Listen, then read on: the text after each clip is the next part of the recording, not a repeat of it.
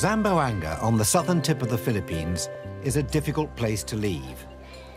This is partly because it has charm and character, and partly because the sailing schedules are completely unreliable. But after several days of delay, we're booked aboard the Danica Joy, bound for Borneo.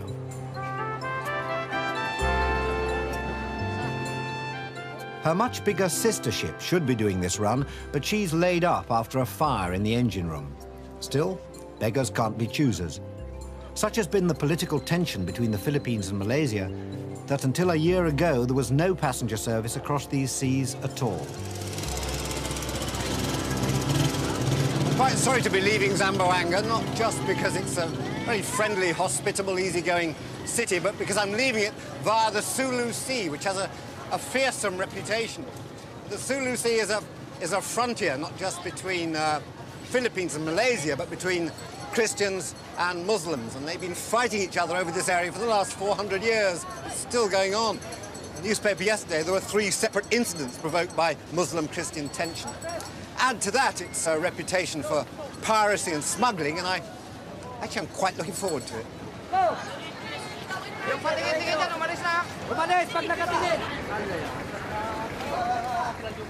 There are no real grounds for my mindless optimism. This is the dangerous end of the Philippines. Islamic terrorists are active, and foreigners are warned to stay clear of the offshore islands.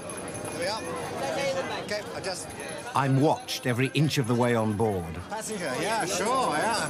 Passenger, traveller, moving on. Yeah. Thank you.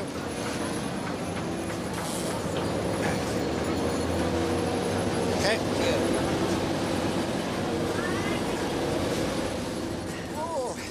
The head of the shipping line greets me. No. Little boss, I'm here. Is it me, or is his smile a little nervous? Great, the full ship, is it? Yeah. Thank you. The Filipinos love families, and they love farewells. A departure is never something to be taken for granted. It's always an event.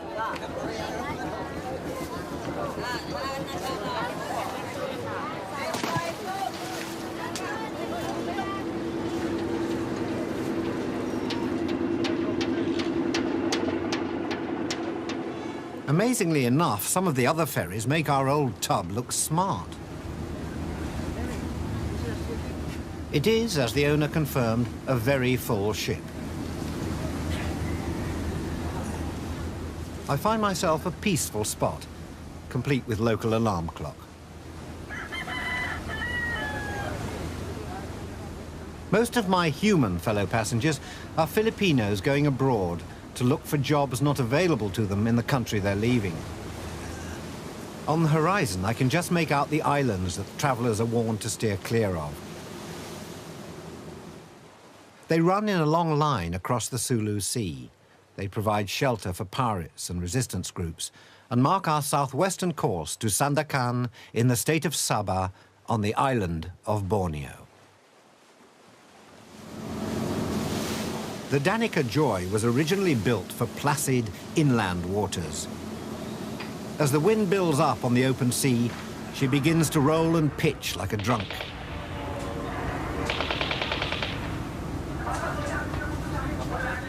There isn't a lot you can do to take your mind off it, except watching incredibly violent kung fu videos or curling up on your bunk and trying to sleep.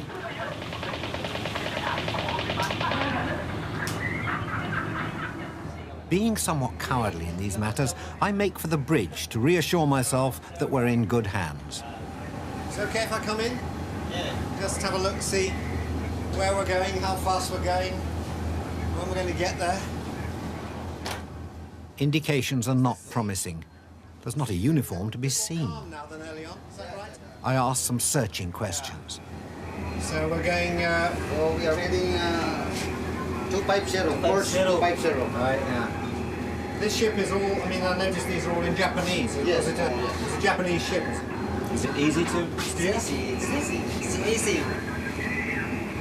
You seem awfully young. Excuse me. Excuse my asking. How old are you? I'm 21, only apprentice mate. Apprentice, yeah. Apprentice. Apprentice to who? Who's in charge here at the moment? That's our chief meat. Ah, you're the chief. Officer. You're the chief officer. Chief meat Ah. officer. Yeah. So you're learning. Yeah. When will you? How's he getting on? All right. He has been from school 3 years, and he will be on board 1 year to finish his 4 years course.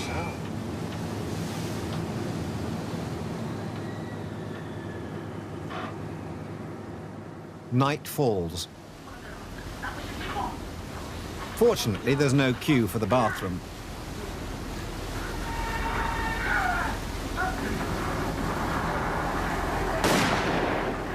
Then it's either more video nasties or bed. That is, if I can find it.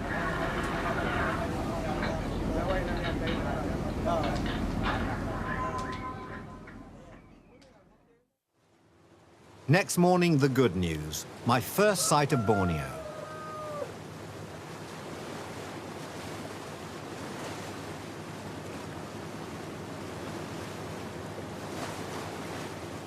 The skyline of Sandakan exudes an air of prosperity we never saw in Zamboanga. We take a bus heading south across the island, but it's the monsoon season and progress is slow.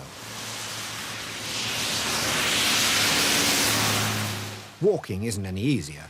Nice I mean, being you're not tall, so at least I'm not it tall doesn't- enough. It's just going into my boots now.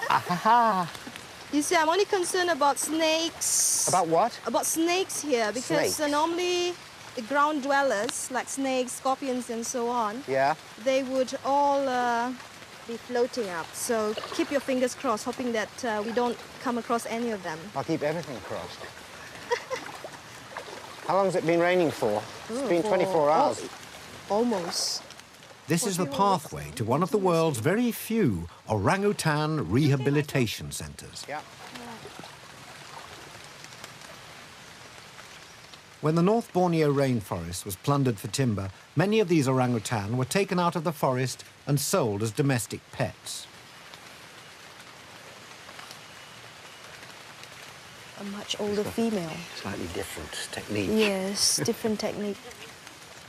They're now an endangered species, and this centre has been slowly teaching tame animals to be wild again.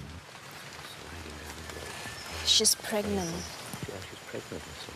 You can see the genital swell. So that's the only way. That's the only way to detect. So probably from a wild male. That's good news for you. It's good news for us. I think I'm going to be a grandmother now. What are they eating now, Sylvia? Bananas. I think that's their normal menu. She's pregnant. How long is the gestation period? It's about 8.5 to 9 months. So it's almost like you. Almost like him. As Sylvia, my guide, tells me, orangutans normally live high in the trees. This rope that leads to their man-made feeding platform is the orangutan equivalent of a wheelchair. Most of these have been used to humans, of course, and to take that away from them is a difficult part, because what the center is trying to do here is sort of like very different from what the zoo does. The zoo sort of like wild animals are made to be tamed, sort of. Yeah, but the center here, in reverse. it's reverse actually, so that's even much more difficult. Are they still coming in from people? Right now, it's not so much so as people keeping them as pets, but rather they come from disturbed areas. Land that's going to be cleared or... Yes. So when they go, do you have any means of seeing where they're going to? No. It stops just when an individual has been reintroduced. Our job stops.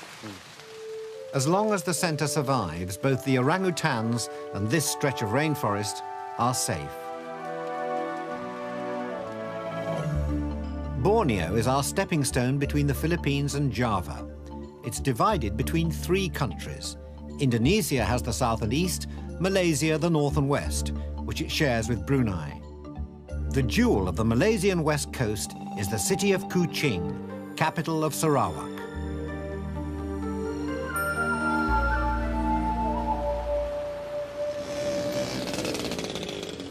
Kuching has a quietly affluent air. It's an Asian-Pacific crossroads, bringing together Chinese, Indians, Malays, and local tribes in apparent harmony. It was run by the British for over 100 years. It was they who created the racial mix, still evident in quite unusual ways. Like this Indian healer with a great cabaret act.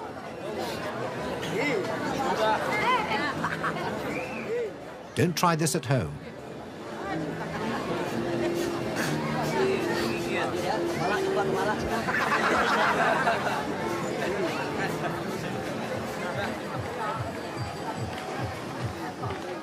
Only a short walk from the bazaars, I come across a passable imitation of Henley Regatta. That is, until I look a little more closely. These are not flannelled fools, but descendants of the Dayak warriors whose war canoes terrorised the coast until the British got here and told them about regattas.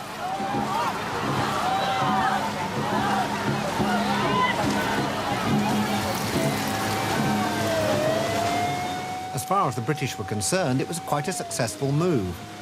I can't see these people terrorising anybody.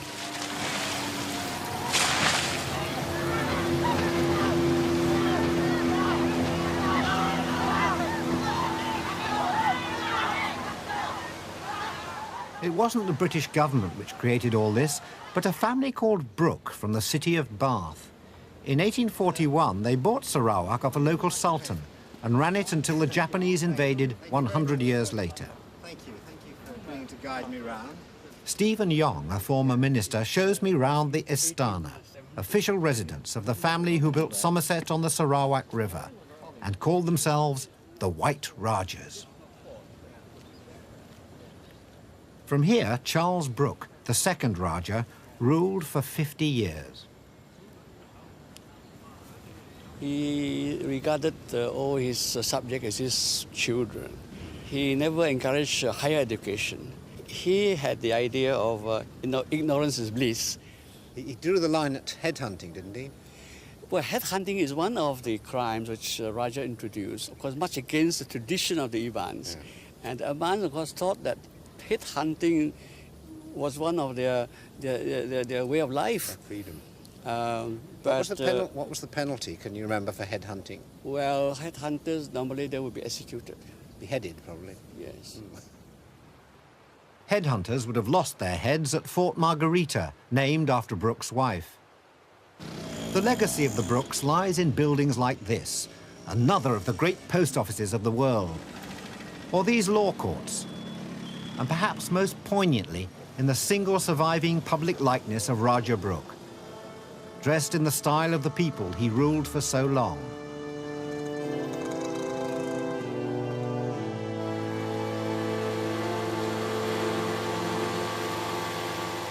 Quite difficult to get round Borneo by road, largely because they tend not to exist. The pattern of life here still revolves very much around the rivers which run from the interior down to the ports, but I'm doing it the other way round, going from Kuching upriver towards the mountains to spend 2 or 3 days with the Iban people at one of their long houses, which certainly for me is a journey into the unknown.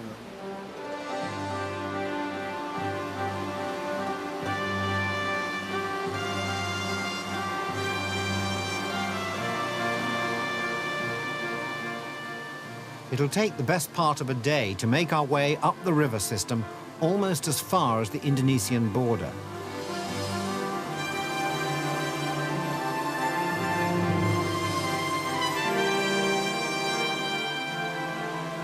As the rainforest closes in to become jungle, the rivers grow narrower and shallower. We're on the edge of the great inhospitable heart of Borneo, one of the secret places of the world.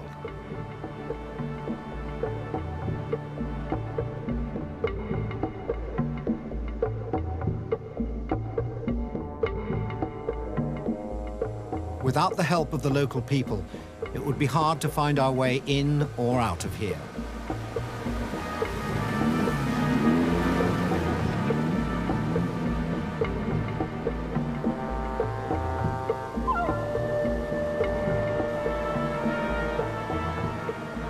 The Iban live on the rivers, which they navigate with skill and prodigious physical effort.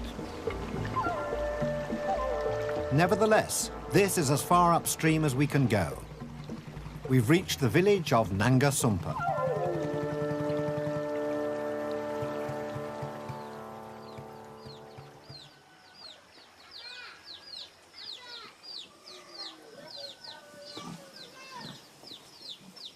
The centre of the community and heart of their nomadic culture is the longhouse.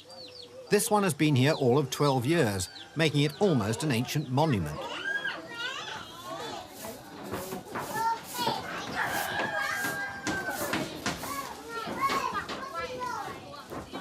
It's a 28-door longhouse, meaning 28 families share it.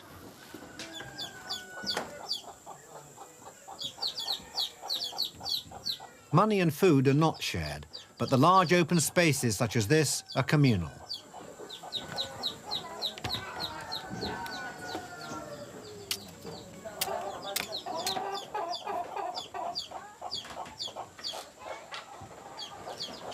Many of the elders are profusely decorated. Hello. Morning. Yeah. Admiring your tattoos. Yeah. Yeah. Come on. I just admiring these. Now, what are they meant to be, first of all? Namanya pantang belakang pakai. Ketam. This is Ketam crab. namanya. It's a crab pattern. Nama Yeah, ketam. creeper. How would it be done? Begini kita mantang toh. No, Cara kita. jarum. How do you call it? Soot. Yeah, Soot. soot. Yeah. Soot, yeah. They mix it with ngena tebu dengan apa? Oh, tebu nampak. Mix with sugar cane, Yeah. juice, and then they use it pin to Paint to get it in. just Yeah. to have it in. Dekat Yeah, bawah yeah. banyak bawah. Yeah. Paling Did it hurt? Dia semantang kan? mah ya, minatnya. It's Yeah, quite painful. I got that. I Yeah. got the hurt like hell, he said. Yeah. Minat. Is it, have you got any? I don't have. Yes. Just Our generation. T-shirts now, don't you? Not the same. Weed. Right. The Iban are not isolated. The young men are encouraged to travel, and these woven blankets are quite likely to end up in Los Angeles or London.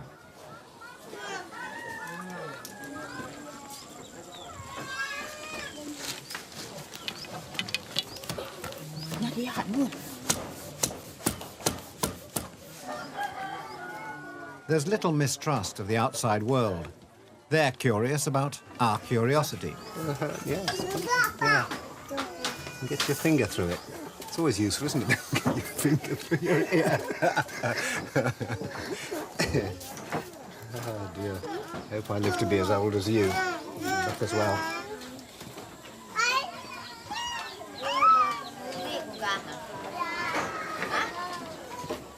I asked the head man and another elder, both in their 80s, about the contentious issue of headhunting. What was the importance of having a head? What was the value of the head? Kelia orang kengayo nama guna pala. Nama guna pala salai. Jempak nak gitu. They said not really. It's just chopping people's head, take the head back and smoke the head and keep it to show the whole people how brave they are. Only bravery. And that's all. So it's just how many people you can. That's right. Yeah. And they have to. After that, they have to celebrate Kenyalang Festival, which means Hornbill Festival, to ask for longer life. They ask for longer life from God, or else they have a short life. Yeah. If you don't celebrate that Dia tu celebration. adat mana? Oh, really? So they have to pray for the people whose heads are chopped off. Yeah. Kita sini bantu. Yeah. Senang budak tidak datang atas siaknya. Okay, kemudian ya. Kau yang temu menua. Kemudian dulu. He said, today is very good. Today there's no more fighting. So he said, that's very good. The other thing that's very good is that I've discovered the bathroom.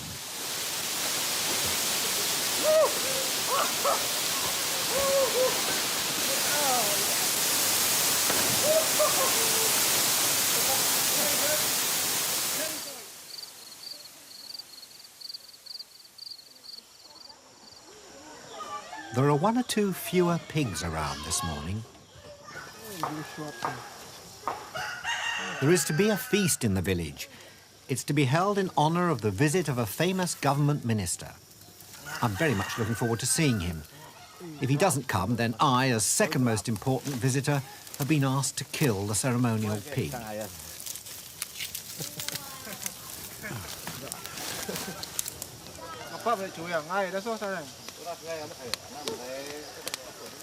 On another fire, rice is pressure cooked inside branches of bamboo.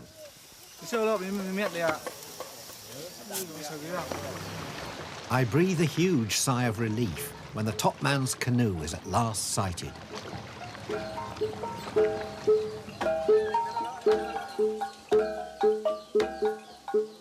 The top man is James Massing, the Minister of Tourism.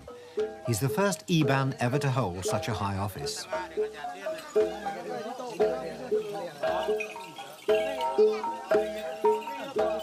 Some politicians have to kiss babies, but if you want to win votes in Sarawak, a passing knowledge of butchery is more useful. After a quick word with the spin doctor, the minister prepares to do what a minister has to do.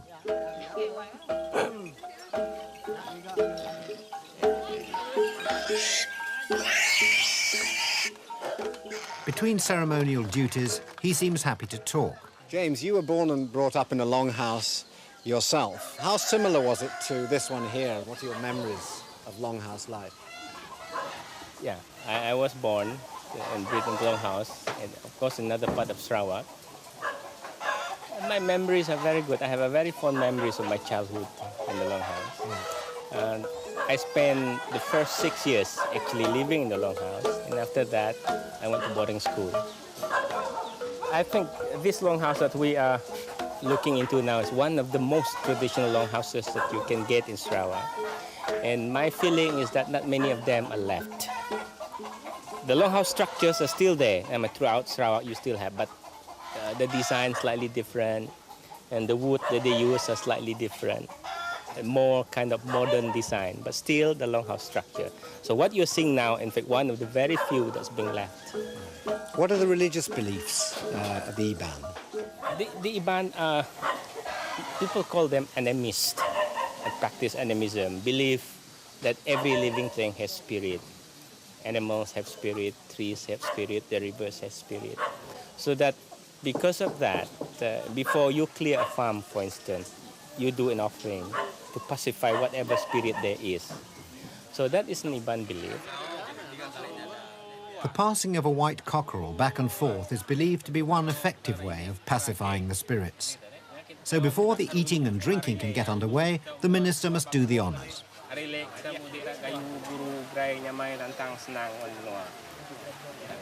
To be honest, the drinking has already started, around breakfast time.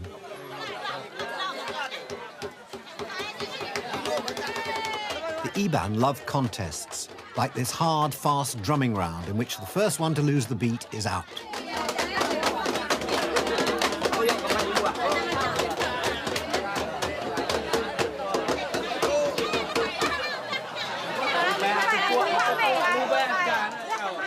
In fact, Iban hospitality itself is a contest. It's the host's duty to provide far more food and drink than the guests really need. I've seen this being prepared lovingly all day long. Thank you.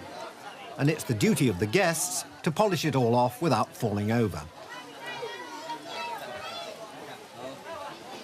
And with a bit of fish.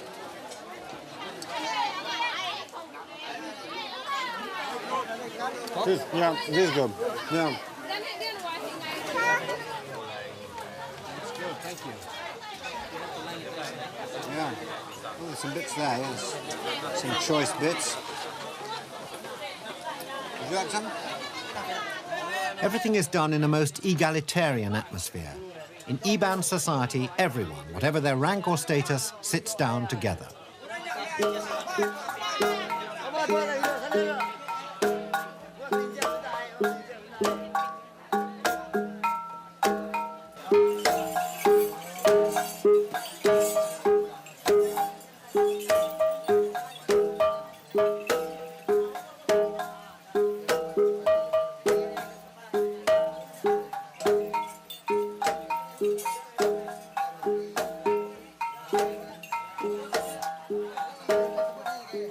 I can't help wondering what sort of place there will be for this pleasure-loving, unauthoritarian people in the stern, purposeful, industrialised new Malaysia.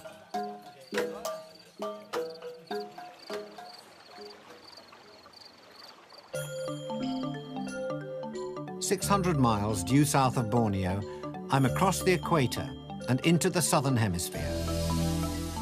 Java is one of a chain of Indonesian islands. I hope to find a sailing ship to take me through them and on to Australia.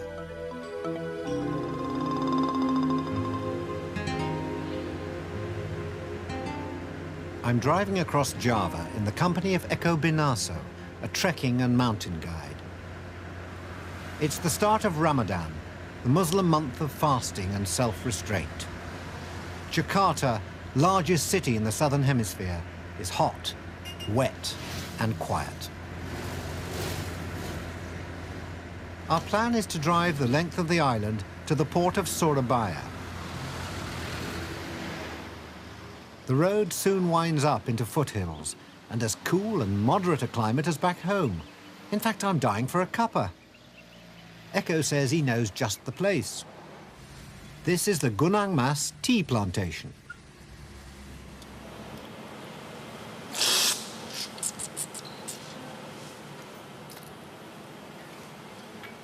Hello. Oh, after you. I'm sorry. Hello. Good. Hello. Michael. How do you do? Can you just tell me what's going on here? These are obviously the teas. Yeah. When were they picked? Testing the tea produced today. There is for the test the quality. Was that they're being tested for quality? How can you tell the good quality tea? The good quality, for example, we test the appearance. Yeah. There is the particle, is clean or Particles. no, size of particle. Yeah. And second, And then we they go use into test here. the smell. Oh, I see. Yeah. What do you do with these?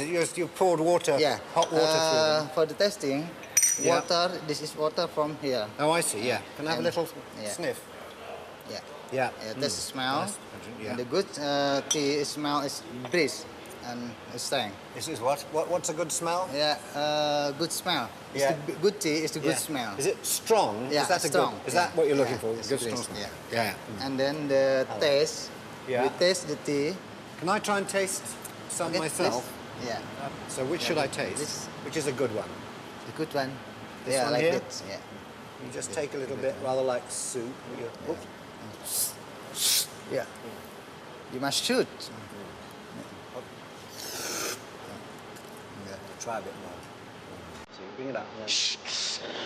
Ah, yeah. Yes, it's good. What? I swallowed it.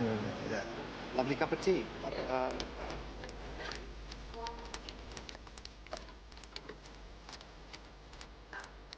The tea pickers look serene, almost effortlessly bored with the job. In fact, they're experts.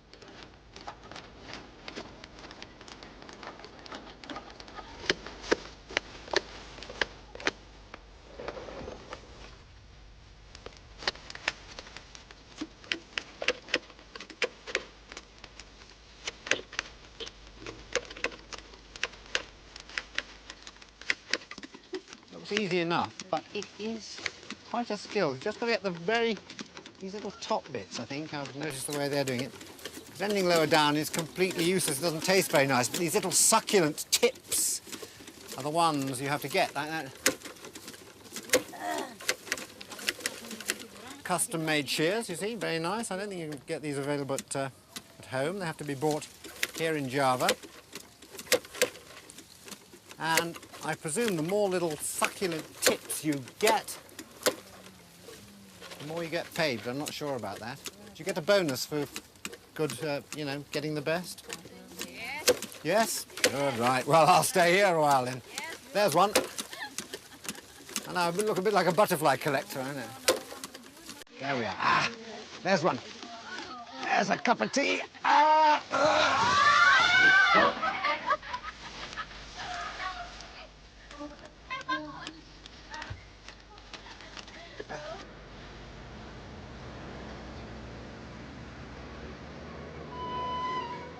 Java is the most densely populated island in the world. 110 million people live in an area the size of England. Increasing affluence is bringing increasing traffic to roads never much wider than this. As the road system is largely free from motorways and express routes, so much of the countryside is free from huge farms and agribusiness. this warm, wet land is still farmed by local people with incredible delicacy and precision.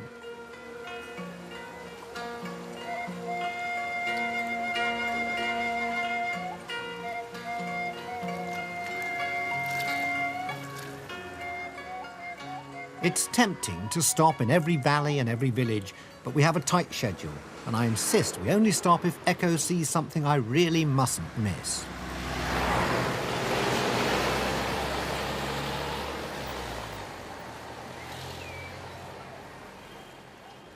Just outside Yogyakarta, he spots something. It's a fruit that, despite its startlingly foul odour, is one of Southeast Asia's most sought-after delicacies. Can I have a look at one? It's the famous durian fruit that we've been looking for, which is so smelly, durian, that they won't allow it on aeroplanes. And in fact, I saw a hotel the other day that said no durian fruit allowed on the premises. But apparently it tastes good, does it? Yeah. Can I smell it? Oh, yeah. It smells pretty rich. Now, how do you eat it? Just get a How knife do you? and Yeah, or they will open it, but open you can. it, yeah. Yeah. It'll be strong. Right, soft like banana. Well, this is a first. You see One. durian tasting off. And you're going to have some as well. I'll have some if you have some, Echo. Okay, here we go. 1, 2, 3. Yummy. Oh, God. Oh, that was a very Very strange taste, isn't it? I really can't describe it. It is very, the first taste is a bit nauseating, I have to say. Yeah. It does make me feel sick, the very first taste. And then, What about the second? well, the second I haven't been sick, so I feel slightly more confident about. Now, I know it makes a terrible smell wherever it's stored, but do people really prize it? Yeah. So it's quite expensive. Yeah. The price is also depends on the smell. It's actually nice. It's like a rich custard, isn't it? Sort of like rich, smelly custard with a bit of sort of burnt rubber tie in it. One each.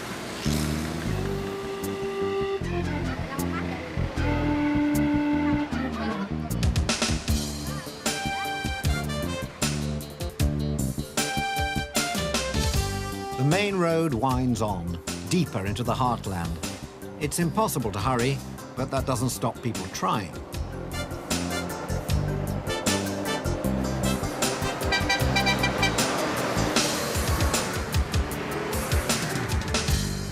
The row of volcanoes that forms the backbone of Java is never far away. I feel they're benevolent, guardians keeping an eye on us at the end of a long day.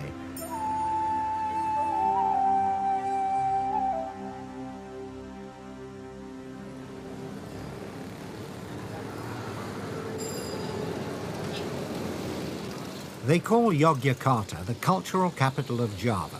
It's a little bit of several cultures, Dutch colonial buildings and a street named after the British Duke of Marlborough. We've been asked to a private home to hear some gamelan music and watch the puppet show that goes with it.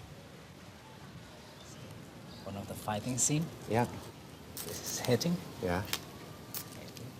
And you're Okay. moving both arms Yeah, as you like do that this. as well. Yes, it's very good. How many different puppets would you use in a story like that?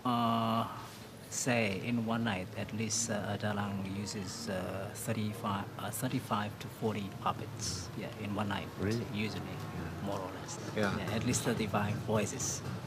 Male and female voices. Yes. So like this, for example. So bojanang, what is that? Yeah. Oi!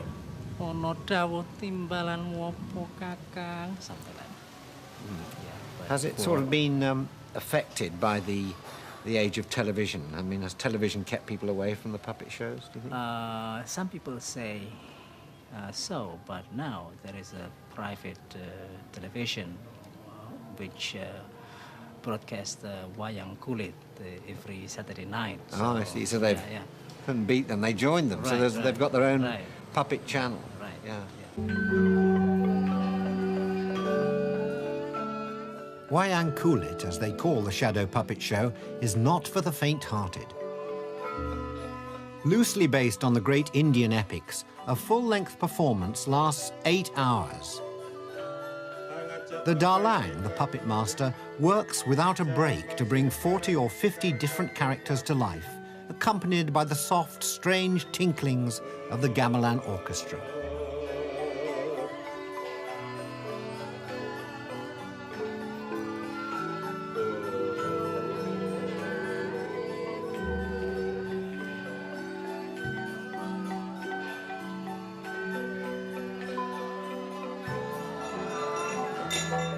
After an hour or two, my brain falls into a trance-like state, from which it is only rescued by a full-scale battle.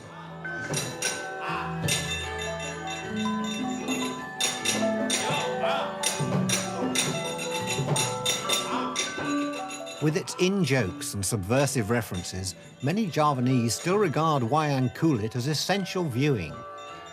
And children still grow up wanting to be puppet masters.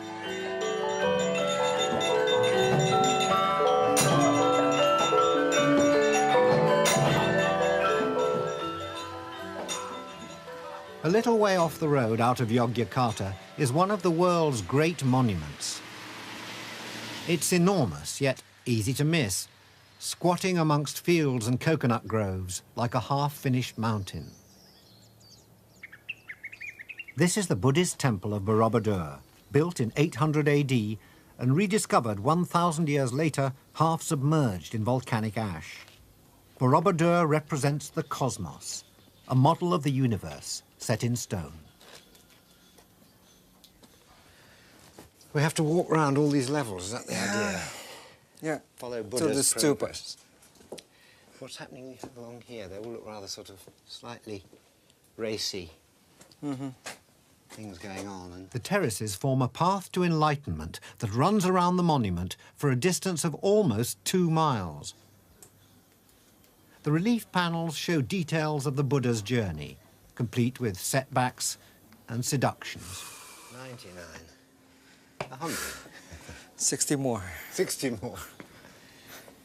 Well, this is still the story. Still the story of Ramayana. Yeah.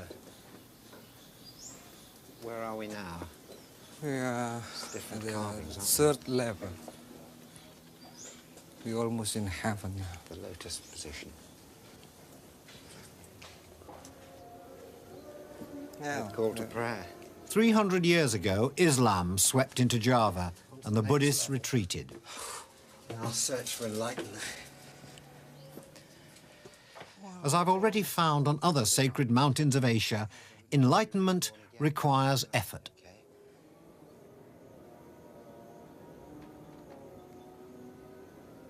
It's only when you get to the top that you're suddenly aware of the location of this place and the plain with a circle of volcanoes all around. I mean, was that intended, do you think? Borobudur was built just absolutely right at the center of an area. It's surrounded by 5 mountains. That's very significant where we are now. We're in the center of the temple, which is in the center of the ring of mountains, which is in the center of the universe, is that it? Yes, of course. Okay, we're always at the center of the universe. Center of galaxies. Yeah. Well, I think we deserve a drink. Sorry. You were the guide. You brought me here. You first. No, you. Okay. I'll have a whiskey, please. Not far from Borobudur is a 1,000-year-old Hindu temple, another man-made image of that key to life and death on Java, the volcano.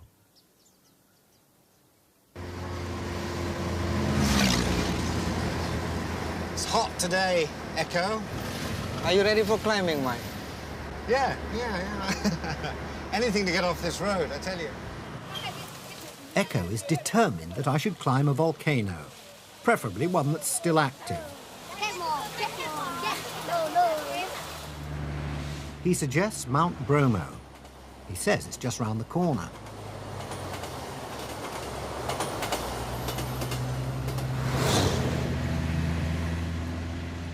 Eventually, we find the turnoff and begin the long climb towards Bromo.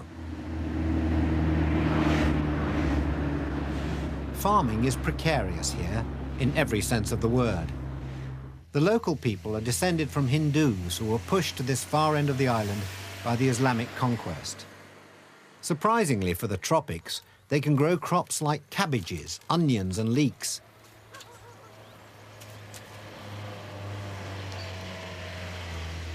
To my great relief, another long day on the road ends, successfully, at the door of Mount Bromo's only hotel.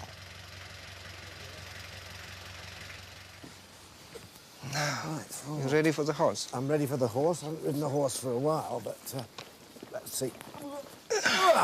Great. That's good. Oh. We have to start this extraordinary hour of the night. Let's go, Mike.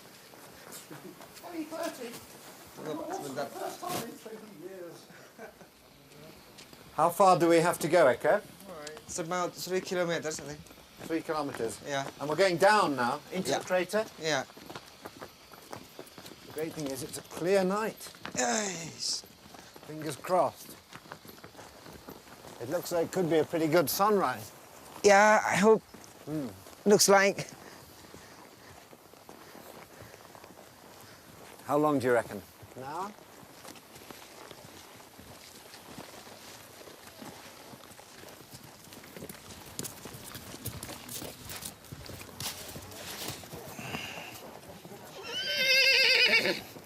Right at the end of the trail. Yeah. Where do we go now? Up, walk from here, do we? Yeah. We're going step. Right. Oh. Okay. Ah, thank you. Faithful steed. Okay. Okay, I'll get on your back now and you can take me. No way. Let's go.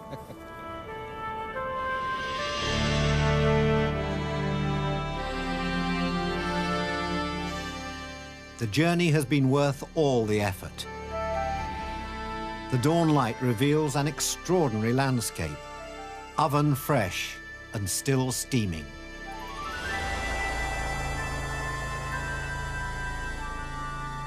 When did this blow? When was this hole made? How recently? It's 100 years ago. 100 years ago? So little as that? That's New.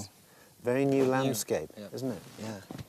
And that, presumably, because from what we're seeing now, that means it's still active. There's still sort of energy under there. Could it blow again? Has it erupted since? Yeah. The last eruption is last year, October. Last October? Yeah. They closed the area for visitors, tourists. Yeah. Horse. I think we should go back, Echo. One. I think we should leg it. Come on. Yeah.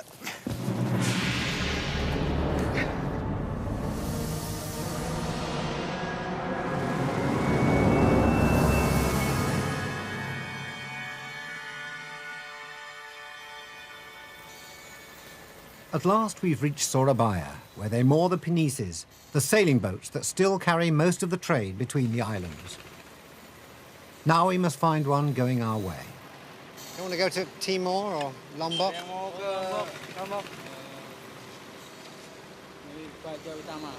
Okay, we'll try down here. I'm still hopeful. The boats remind me of the dhows of the Persian Gulf. There's the same sense of family loyalties and local skills operating outside the normal system. But there are problems. Well, we're in trouble here because none of them will take us. We've asked around, and none of them will take us east towards Lombok and Timor, which is the direction we want to go, down towards Darwin. They say at this time of year the currents are bad, the weather is bad, it's too dangerous to go. So we have found one which will take us tomorrow morning a little bit of the way down towards the end of the island of Java, and we'll just have to try and get somewhere on through the islands from there.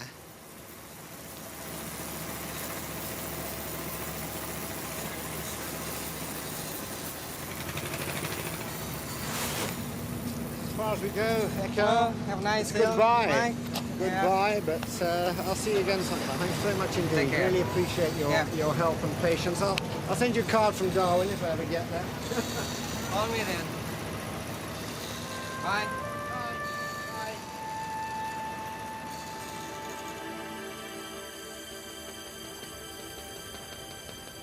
We leave Surabaya, not quite sure where we're going and how we're going to get there.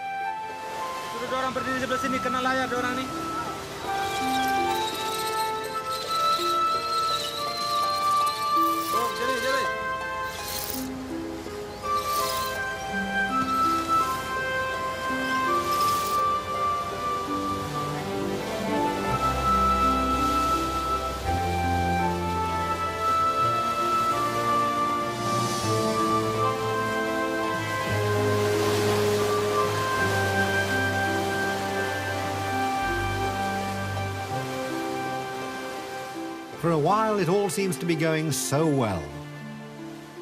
With sails hoisted and a fair wind, we make our way majestically southwards.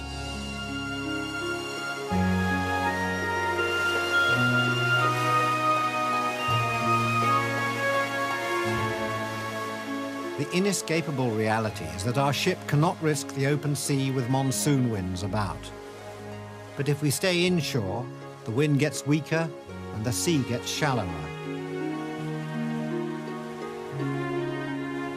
After less than a day's sailing, our captain has no choice but to arrange for local fishermen to take us off the boat and ashore.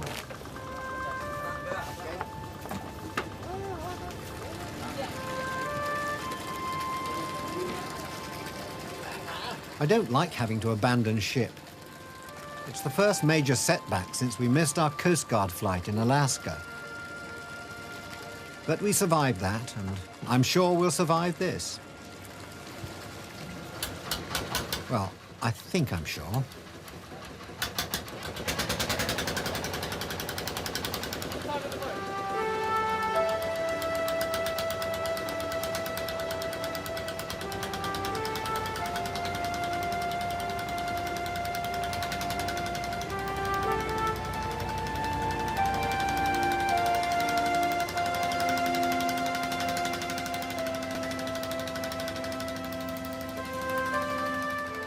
Wherever this village is, they seem very friendly.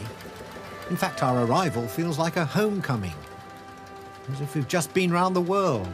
I daren't tell them we only left Surabaya this morning.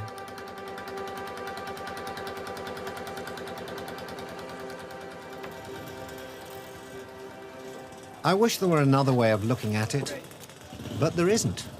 After 17,000 miles of travel, we're up the creek. Getting me to wherever it is. Cheers, guys.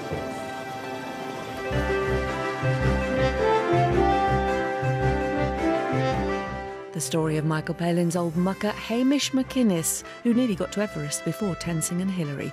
Final ascent here tomorrow at 9. And Michael's reliving his own past escapades with Travels of a Lifetime, streaming now on BBC iPlayer.